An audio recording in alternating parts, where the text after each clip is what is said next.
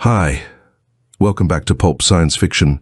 If you enjoy my content, please consider hitting the like button. It's the only way the YouTube algorithm notices me. The Malignant Flower by Anthos. Amazing Stories. September 1927. This story, which has just come to us from Germany, is not only a little literary masterpiece, but is a scientific gem as well. Of course, stories of man-eating plants are nothing new in literature, but we believe that this one is so unusual and so excellent that it deserves your particular attention. And lest you think that a man-eating plant is an impossibility, your attention is called to the illustrations which we are printing elsewhere, being actual photographs of flowers as tall as and taller than human beings. The story of man-eating plants has persisted for many years, and there is no good reason why such a plant should not or could not exist. Flesh-eating plants are well known to science. There are many flowers and plants that catch not only flies and other insects, but small mammals as well. There is therefore no reason to doubt the existence of such plants. It is quite possible that even if no such plants are in existence today, which is a possibility, there might have been many of them in remote ages. Chapter 1. Lala Daulat Ras had finished his story. For a while he stood there, stiff and as straight as a statue in front of the Englishman who was immersed in deep thought. He measured him with a glance in which the mysticism of ancient wisdom of his native home and enigmatic cruelty were mingled. Then he left slowly with measured steps. Sir George William Armstrong started up from his dreaming and gulped down a glass of whiskey. It was perfect lunacy what the Hindu had told him, and yet one had to believe him word for word, for Daulat Ras was a yogi, and a yogi never lies. But he wanted to, and had to settle for himself whether occult powers abided in these strange men, who hate the European and very seldom bring to light the nature secrets of their land. Sir George was well off and without any ties. No sport was strange to him. He could certainly start the undertaking, but he needed a reliable as well as taciturn companion. The native servant familiar with the ways of the land, to whom he disclosed his plan, said he would sooner be thrown alive to a tiger or be buried in an ant-hill. So he had to turn to his faithful old John Bannister. In the long full years of their connection, he had become more than a mere valet. Indeed, he was a sort of confidential friend. True and watchful as a dog, tenacious and indefatigable in hardships, courageous in danger. His skin was like parchment, no red blood seemed to flow beneath it, but in spite of his 65 years, he was muscular and had a constitution like iron and steel, and Sir George took him into his confidence. But this it was which Daulat Ras had related, some 10 days' journey from here, in an accurately indicated little valley of the Himalayas, which is about 200 yards long. There is a curious little bit of earth, a ravine hedged in by 3 high perpendicular walls. The only access is on one of the 4 sides, over a sort of quagmire or pond, out of which poisonous vapors rise.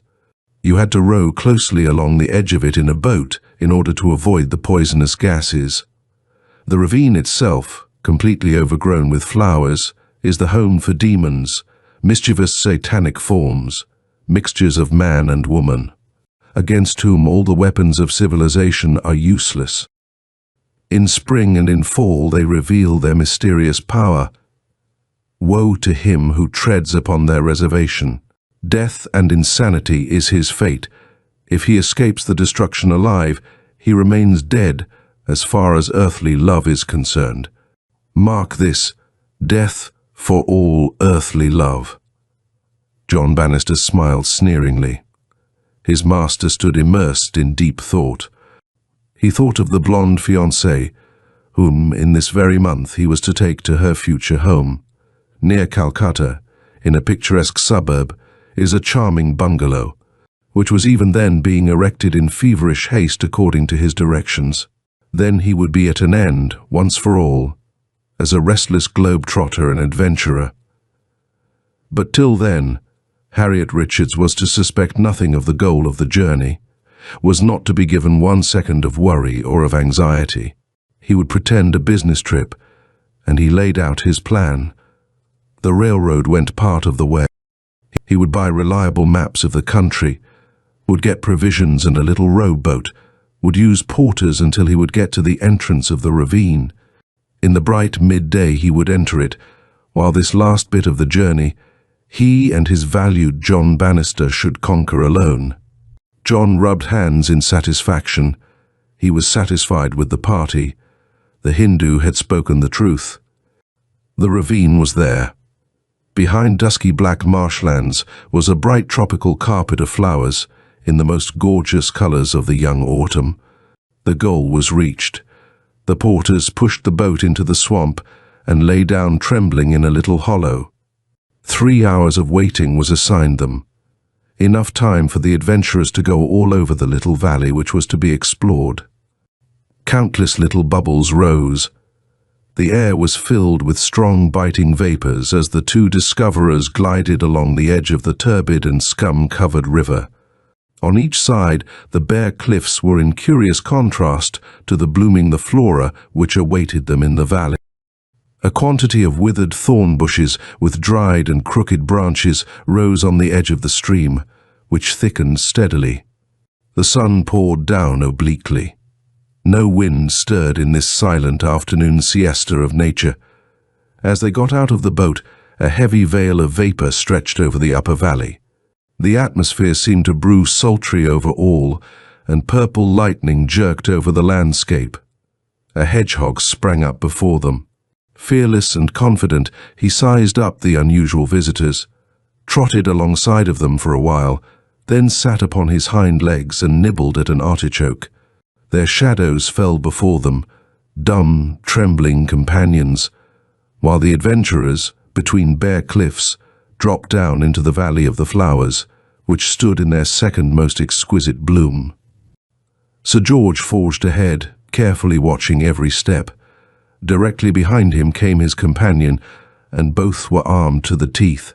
A wonder garden spread before their enraptured gaze. Flower after flower, each of inimitable brilliancy of color, pictures of never glimpsed dimensions, ever thicker, ever higher, rather trees than flowers. A whole forest through which it was only with difficulty that one could make his way. Orchids of the most varied kinds were here on the frontier of the highest giant cliffs of the world. Wary, dreamlike, gigantic flowers, with heat-trembling calyxes, covered the whole ravine, cutting off all vision beyond it. Brusquely and undeterred, Sir George forced his way forward and onward, and his companion had more than once to warn him to look out for unknown dangers. What would rise up from behind or between this colored scenery? What kind of beings lurked behind it all, waiting for them? There was nothing to be seen but flowers and more flowers. In feverish excitement, they observed the size of the strange forest with its great plant growths as high as men, whose flowers in silent and majestic quiet were throned upon their stems. Nothing moved. Once, only a Himalayan fox moved past them like a streak of lightning, and again there was the silence of a graveyard. Only the overcoming perfume of these myriads of blooms increased, and further progress seemed to oppress very senses, and the two wanderers were overcome by a fantastic dreamlike mood. These flowers, these giant butterflies, or magnificent dazzling color fluttering around them, were they not all satanically beautiful beings, which resembled reasoning creatures, benumbing the senses with a whirl, while they simulated the human organs, ear, eyes, lips, and tongue? Sir George gave free rein to his imagination. These ruthless beings which emitted this perfume out of their great languishing calyxes, at once seeming to have unsatisfied longing and dreaming, were they not half flower, half animal? Like slender white giant candelabra, their bodies rose upward. What kind of a secret did they hide? And he began energetically and impatiently to forge ahead. Already he was easily 10 yards ahead of his companion. Half of the length of the valley through which they were walking was well behind him. The black, bare, steeply rising cliff, which might have been poured from sealing wax, and which closed the valley, seemed to vibrate far in the distance. John Bannister started to run in order to catch up with his master, but his progress was ever retarded by creeping plants or round rock boulders. And now, a sudden thicket rising from the ground cut off his steps and his view ahead. He forced his way through laboriously and found himself in an open glade nearly at the end of the ravine, and the sight that met his gaze. "But such a thing is impossible," thought John Bannister to himself, as he rubbed his hand over his eyes. The unheard-of wonder did not vanish, but stood in a monumental quiet. In the middle of the glade, a colossal flower rose up to a height of nearly 10 feet, the stem nearly a foot thick, looking like an immense hemlock cone. From the top 5 or 6 great leaves, resembling leather, reached down to the ground. From the blooms there dropped a fluid of overcoming strength of scent, and he saw Sir George William Armstrong, sunk in wonder, standing close by this queen of the valley. John Bannister involuntarily stood still. Something had moved. The pair of blooms of this great flower, which hitherto had hung down, stiffened themselves visibly. The piercing sweet perfume streamed out of them overpoweringly, and the threefold thorny lips with their coloured pattern trembled in the atmosphere back and forth, while the Doric column of the stem, dark yellow and sprinkled with black spots, seemed to curve upwards, showing a labyrinthian net of blood-red veins. What was this frightful, spotted, viper-like body, whose spots swelled up to thick, berry-like eruptions? Whatever it was, it meant danger. And John Bannister screamed out with the full strength of his lungs, "Sir George, take care, for heaven's sake!" But even then the awful thing came to pass. The flower slowly opened, and something bright and flesh-coloured shot out of it. What darted so suddenly? Was it the sucking arms of an octopus? Was it the soft arms of a woman? From Sir George there came a scream that cut to the very marrow, and John Bannister, frozen stiff with fright, saw his master lifted by his shoulders, up, higher and higher, saw him hanging for a couple of seconds in uncertain balance, and finally disappearing slowly into the calyx of the atrocious, malignant flower, whose petals once more drew themselves together with a start. In this way Sir George celebrated a symbolic marriage with nature, a festival more overcoming, but also more horrible than that for which he had prepared himself.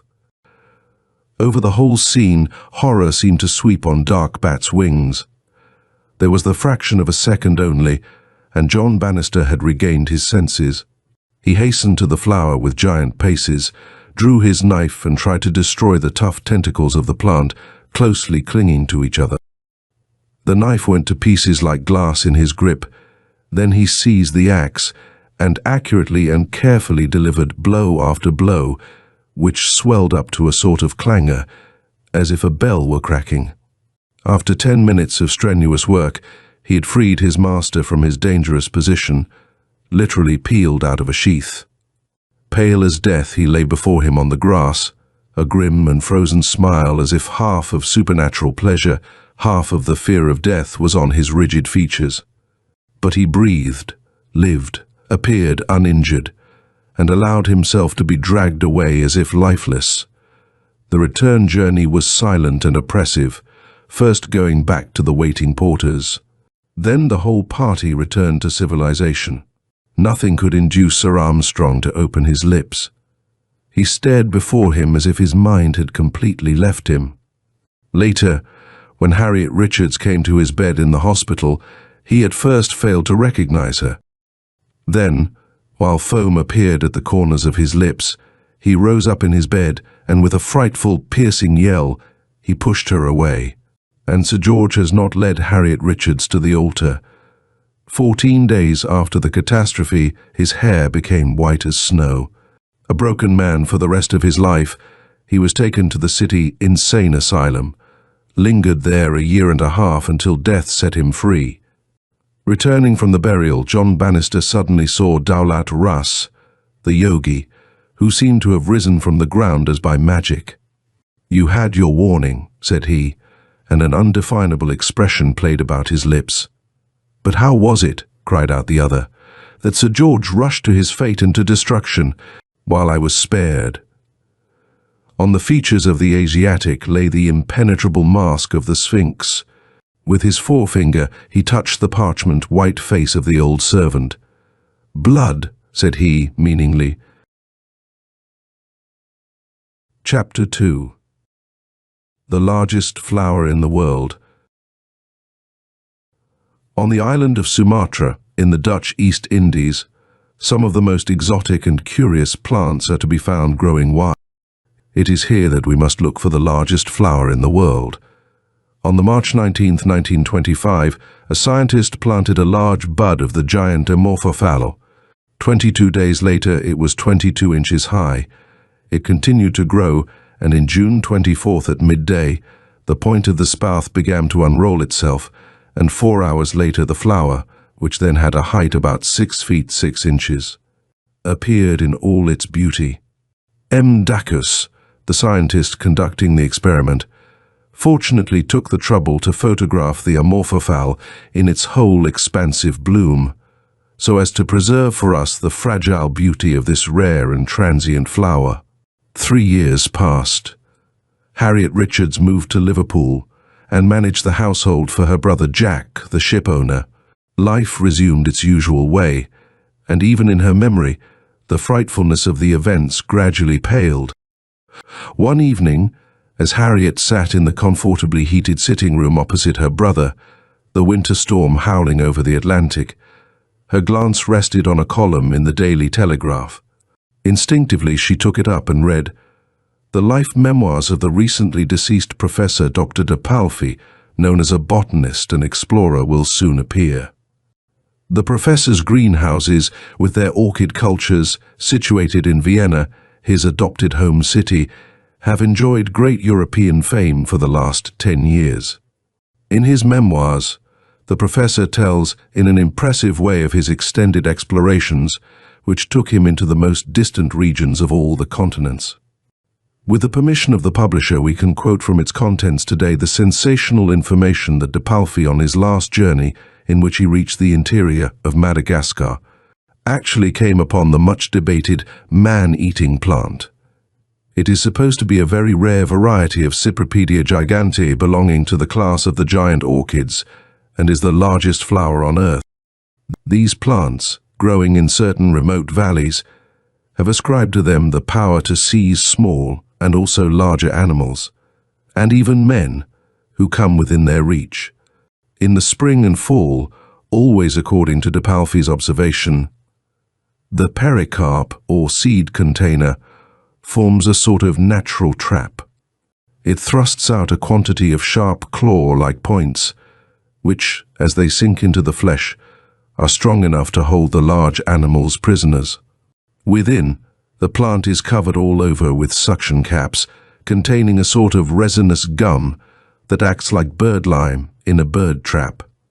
By virtue of a certain plant stimulus, a reflex motion back and forth sets up, enabling the enormous orchid to draw into itself even the body of a full-grown man.